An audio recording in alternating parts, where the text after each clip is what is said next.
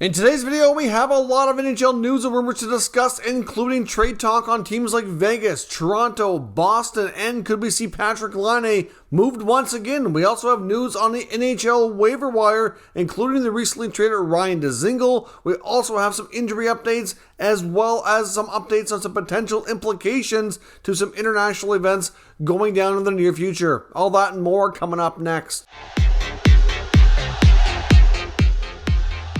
Welcome back to another video here at Top Shelf Hockey. As I mentioned, we have a lot to cover here today, so let's dive right in and get started. First up, the news from the NHL waiver wire. Maple Leafs legend Ryan Dzingel has been claimed on waivers. Of course, they traded for him yesterday, along with Ilya Lyubushkin from the Arizona Coyotes. I guess it's just a little bit over a day ago from the Coyotes. It was late on Saturday evening when the trade went down. Dzingel was placed on waivers yesterday and has been claimed by the San Jose Sharks. So, of course, his stint in Toronto lasted a mere 24 hours or so. So, of course, the plan for the Maple Leafs, in the beginning, I wasn't sure what the plan was going to be. Either Dzingel was going to have to go down to the minors, and to do that, he'd need waivers, or they'd have to demote somebody else. And the problem here is they really don't have any other forwards that they were willing to put through waivers, or that they could just easily demote that were waivers exempt. So Dzingel is somebody who they were interested in, but we're not concerned about losing. I guess that's the fair way to say it. He's making just over $1 million, so they could have buried majority of that contract, had him play in the minors, and then brought him up as insurance in case somebody got hurt, or he could have been one of their black aces for the playoffs. It's like a depth move that they would have liked to have had. But again, they weren't upset if he gets claimed. He goes off to San Jose instead, where he'll be able to remain in the NHL, and obviously, something he likely prefers. Now, of course, they keep Lyubushkin. They had to demote Rasmus Sandin temporarily, and of course, he's been recalled now that Dzingel has been claimed. So certainly some interesting moves there in Toronto. Of course, I know a lot of people are questioning why they would do that. Essentially, like I said in yesterday's video, the moral of the story here is that the Coyotes wanted to probably move an extra contract for a combination of cap space or real cash. The Leafs obliged, took the contract knowing that they could easily bury it in the minors if need be, or he could get claimed on waivers. Just that simple. Now, of course, we also have more waiver news. Of course, Clark Bishop of the Senators, Carter Hutton of the Coyotes were also on waivers yesterday. They both cleared, and then the San Jose Sharks, after claiming Ryan Dzingel, they've placed Laine Peterson on waivers today. So, of course, the Sharks would have needed to make some space. So that's what explains the Peterson move to the waiver wire. So we'll find out tomorrow afternoon if indeed he continues on with the Sharks and gets demoted, or if he gets claimed by another organization. Now, we do have an injury, long-term injury update here on the Canucks. The forward Kyle Burroughs apparently looks like broken ribs, and is going to be out for approximately 2 months. May not be quite that long, but that's the early estimate. So that's certainly some not great news for Burroughs, who had been doing half decently. There's also been some rumors around top Canadian female hockey player Marie-Philippe Poulin coming off a gold medal victory in Beijing, China. Of course, some of her teammates certainly have elevated their games as well to be in the conversation, I think, for Team Canada's leading player right now, but certainly she has the longevity since 2010 of being the top player there, and she's getting a lot of interest from the Montreal Canadiens. The Habs apparently are very interested in bringing her on board. The rumor has it right now, though, that offer for right now was kind of rejected due to the fact that she wants to continue playing. It looks like she wants to go through another Olympic cycle and maybe compete in one more Olympics before her playing days come to an end, which is certainly great news for Canadian hockey fans. She's certainly an awesome player, so certainly nice to see her keep going. She's still not that old either, so makes sense. At the same time, there was also a report that I believe a team in the East Coast Hockey League was interested in signing her, and she turned that down as well. Wants to continue, obviously, playing in the female game, so I'm not quite sure exactly where that came from, but certainly nice to see there's lots of interest in her. She's a clutch player, continues to score goals in big moments and win gold medals, and certainly a tremendous athlete with a ton of respect. And it's basically rumored that the Montreal Canadiens have essentially said to her that when the time is right, when you're ready to work for a team, like, we want you to come here, like, please give us first crack at finding you a role with our organization. They're that fond of her. Of course, she's from Quebec as well, so certainly makes sense. And we know how important it is to them to have homegrown talent, people that speak French, etc. So we'll see what happens with the future with Marie-Philippe Poulin, but the Habs certainly extremely interested. But that's news we might not see now for another 4 years plus until the next Olympics comes and goes. Now, as I mentioned, we also have news out of Chicago. The Blackhawks reportedly have mutually parted ways with legend Bobby Hull, who had been working with the team for the last number of years as like an ambassador type of role. We, of course, know that the Blackhawks are a team that's going to be going through some major transitions, trying to repair its image after everything that's transpired over the last number of months due to the Kyle Beach situation. And of course, we've seen other things come up after that too that have not had a good look on it. So we know that, Danny Wirtz, Jamie Faulkner, and the rest of the leadership group there in Chicago are trying to go through a lot of things to repair and take this team forward and try to regain the trust of its fans and everybody around the NHL circles. And this is a step in the right direction that many would agree with. As much as Bobby Hull has a tremendous legacy on the ice in terms of his play, certainly a terrific hockey player, scored a ton of goals, legendary in that sense, but he also has not a great record of off-ice behavior, and many felt it was time, and it's only a great start to cut ties with the legendary hockey player. Of course, unfortunately, he does have a history of domestic abuse charges and accusations, as well as some racism stuff in there as well. So it's not really something you want to be associated with. So many feel that it's a good move for the Hawks in the right direction to begin that process and cutting ties with the legendary hockey player. Now, as I mentioned as well, off the top here in the opener, there could be some things happening that could have some implications on international ice hockey events. Of course, on this channel, I don't get into anything political or geopolitics or anything of that nature, and I'm not going to here today. But of course, I'm sure many of you are well aware of the situation that's been monitored very closely and getting a lot of news attention in Russia and Ukraine. Now, of course, Gordon Miller of TSN, one of the top play-by-play guys in the NHL, had an interesting thread on Twitter here today, making some good points of how, if that invasion takes place, and if we do have a situation involving war over there, how could it really could impact a lot of international events. For starters, the KHL playoffs are coming up here pronto. Of course, not only are all the teams in Russia, but they also have teams outside of that, including in Finland. And now, of course, the team in Finland, along with the building they play in, is Russian-owned. But could we see a situation where the country of Finland has like a travel ban, for example, due to the ongoing, events, right? That's a possibility. Could we see a scenario where the Russians are banned from participating in any other tournaments while this is all going on? In 2023, which is not that far away, Russia is supposed to be hosting the Men's World Championships as well as in the World Junior Championships for 2023. So could there be boycotts? We don't know how long these things are going to be ongoing for, how much it could escalate. There's a lot of question marks right now. Nobody really knows. Everybody's just kind of holding their breath, hoping it doesn't escalate into anything too bad.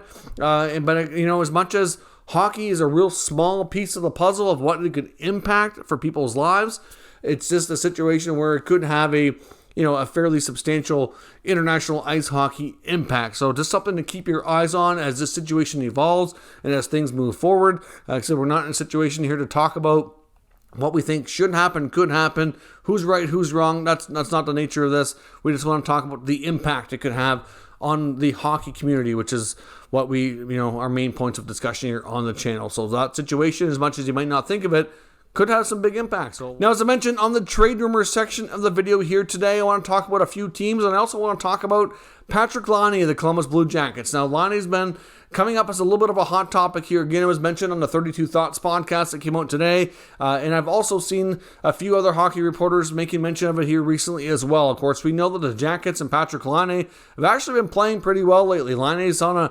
point-per-game streak as of late, playing some pretty good hockey, but we also know that he's final year of his contract. He's on a one-year deal, so he's going to be an RFA again this summer, and this could be the last time he's an RFA. He could take his qualifying offer and head straight to unrestricted free agency. He did that last year. Could he do it again? Does Columbus want to sign him to a lucrative long-term deal? Many feel where the Jackets are at and their I guess I don't know if I want to call it a rebuild, but where they're at with their organization and kind of, building themselves back up here, that it doesn't make sense to commit to a super long-term contract on a player who, he's been playing good lately, but we know that Laine is a former 40-goal scorer, but he's been having issues with inconsistency over the last number of years. His time in Columbus as a whole, if you look at the entire body of work, not exactly the most outstanding, even though it's been a lot better recently. So there's just a lot of questions in that regard. So if they're not ready to commit a big money long-term contract to him, could we be seeing a trade yet again? Could it happen before the deadline? I think it's a possibility. If you look at the amount of money he's making, Columbus could retain salary. It's not that far of a stretch. Now, of course, is a team going to want to give up multiple assets for Patrik Laine if they can't or won't sign him to a long-term deal? No, that doesn't make sense. So a trade may be more likely to materialize in the offseason if indeed that's what it comes to with Columbus and they decide not to sign him. Now, of course, we don't know exactly what Jarmo Kekalainen and the Jackets are thinking right now. Maybe they feel the team is more in the upswing and they're going to be competitive faster and they want to get him long-term, but I'm not convinced, and many others aren't either, that seems to be the direction or the route that they're currently taking here. So I would not be one bit surprised to see Laine trade it, whether it be now or in the summertime. Now, of course, where could he go? Right now, there's no real links to any specific teams. If you look back before he ended up in Columbus, there was obviously teams that were very interested at that point that never landed him. I can tell you that a couple things that just kind of make sense to me. There's no rumors here linking him to these teams. This is strictly just my own opinion, but I wouldn't rule out a team like the Anaheim Ducks. They're a team that's loaded with young talent. Combination of picks and prospects that would be very intriguing to the Jackets. And we know that they have a pretty, solid core group of young players that are already on our roster there that are, looking to add another piece or two to kind of take them up a notch. We've seen a major, kind of resurgence, if you will, from the Ducks this year, and they could just be a few more pieces away from being a lot more competitive. So certainly a player like Laine might make a lot of sense for them to play with that young talent that they have in place there. That's a possibility. I could say a team like the Philadelphia Flyers, even though it might not make the most sense right now, I think they're going to be selling off a few assets here between the deadline and the summer, and I think we're going to see the Flyers spend a ton of money on new contracts trying to do a quick retool in the offseason. That's my prediction for them. So I could see them maybe making an attempt. Whether or not a deal materializes there, I don't know. To me, that's more of an off-season deal if it did happen. So there's a couple right off the top there that just to me make a lot of sense. And even a team like Ottawa, for example, who we know are still, they have a lot of great young talent, but they're still a few pieces away from becoming a team that's in and every game and can be more competitive throughout the entire season and challenge for playoffs. I could see them being in that kind of predicament too. But again, I guess they have to look at their other young talent, what kind of money they're going to have to commit to, who's already signed, who's not. Again, if the Senators were to do that, again, I think that's an off-season move, but we'll see what happens. I'm not entirely convinced right now that Laine stays in Columbus long-term. Now, when it comes to the Boston Bruins, of course, they've been playing well as of late. They handled the Colorado Avalanche this afternoon pretty easily with a big victory. Jeremy Swayman's been playing super hot for them as of late, starting to get some more of their injured players back, which is good. But of course, right now, it looks like there's still a couple of things they could do ahead of the deadline. Not quite clear what they're going to do with Jake DeBrusk. I mean, he has had his moments where he's played better lately. I think as far as we know, he still wants out and still wants a trade. But that might not come until the summer. It's not a guarantee that we see that ahead of the deadline. It's really hard to say what comes knocking on the door. It could happen, but it's not a given by any means. But one thing that it does appear that they want to do is add some depth on the blue line. The Bruins right now are pretty secure in a playoff spot, and they're going to have themselves a pretty tough opponent regardless of where exactly they finish. Because right now things are looking pretty likely that they're going to be a wild card team, which means they could be playing a top team on either division really. So it's hard to say who their opponent is. But a player on the blue line that they're apparently interested in is a guy like Justin Braun. He's not going to be coming as a super expensive guy. He's a rental. Not making a ton of money. It wouldn't be an expensive acquisition. So that's another player they could add with their to play in their top 6D to add some physicalness, some experience, and so on. So to me, I'm not sure that they're going to do anything too drastic. I know they still could probably use somebody in the forward group to really solidify things, which they might do. And if they do that, then Jake DeBrusk could be more involved in a potential trade because he is playing lower in the lineup most of the time too. So at the end of the day here, like I said, it's not entirely given that he's not moved. It really boils down to what they do. If they find themselves a bigger way to upgrade in that top 6, he's involved. If not, they add a guy like Braun, for example, on the blue line, and that's hard to say that what else they might do. Now, of course, we talked about Vegas being interested in the goalie market due to an injury to Laine and the insecurity they have in that position now. Of course, we talked about Fleury being reunited, which has been shot down by the team. We talked about maybe Georgiev and the Rangers organization, perhaps a swap for Riley Smith being something that teams are considering between the Rangers and the Golden Knights. Another goalie to look out for that there's certainly appear to have some interest in, according to the fourthperiod.com and Dave Pagnotta, is Semyon Varlamov with the New York Islanders. Now, of course, we know the Islanders are having an unusually bad season. Most of us did not predict the Islanders to be so low in the standings and be out of the playoffs, and it's quite obvious now that Lou is going to have to do some hardcore retooling with this team. They need to have some more youth. They need to have some more speed, and some of those longtime veterans just need to move on, in my opinion, to kind of shake things up a bit, and I think that's what the team needs the most. But obviously, a few vets like Varlamov, maybe a guy like Bailey, are the more likely ones to move. I'm not sure Bailey's going to go anywhere before the deadline, but Varlamov is a guy who could be of interest to the Golden Knights for sure, according to Pagnotta, and it makes a lot of sense. They need the goalie insurance, and it's hard to say how long Varlamov would stay in Vegas, but still a situation where they could move him again in the offseason, but I'm not sure that they would do that. The other advantage of having a guy with like Varlamov with term is if Leonard does need this big shoulder surgery that's rumored to be something he's likely going to need, he could be out for a long time. Let's say he battles through it and gets through the end of the season. If they can limit his playing time, he's going to probably miss the start of next season. If that happens, and they're going to need somebody who they're confident in to play a lot, he's likely going to be on LTIR to start the year. So to me, a guy like Varlamov makes a lot more sense than somebody on an expiring contract. It just saves them the trouble of dealing with things later as well. So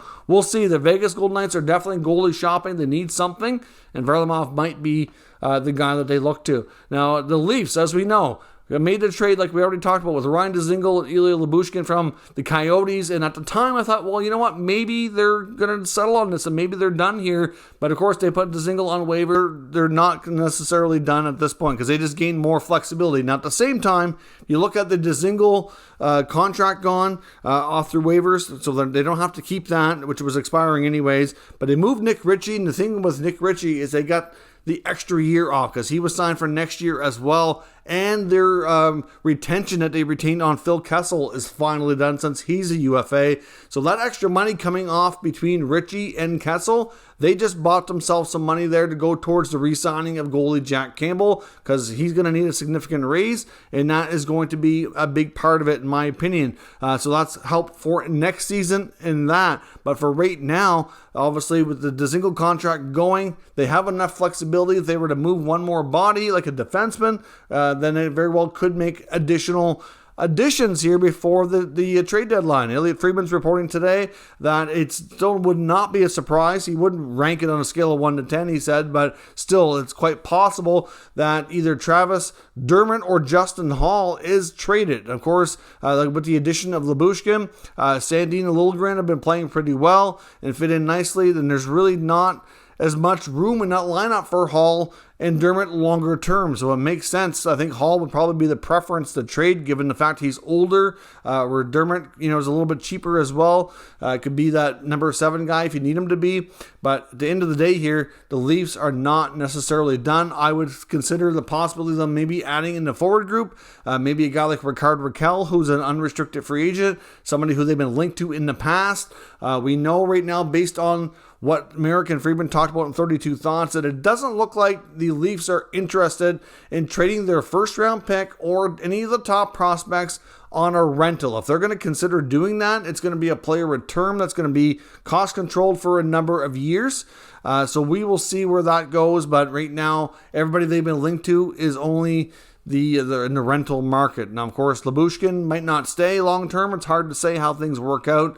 Only time will tell if he re-signs in Toronto or not, but that wouldn't be an overly expensive signing for them. But look for the Leafs to possibly still move Hall or Dermott, but they gain flexibility here because of the waiver claim. I certainly suspect Dubas to put that to use and add all the pieces he can to this lineup before the deadline. So let me know your thoughts on everything discussed here today. Down in the comments, we'll discuss further. If you're new to this channel, make sure you subscribe and stick around. We will keep you up to date with all the latest news, rumors, and analysis of all 32 NHL teams.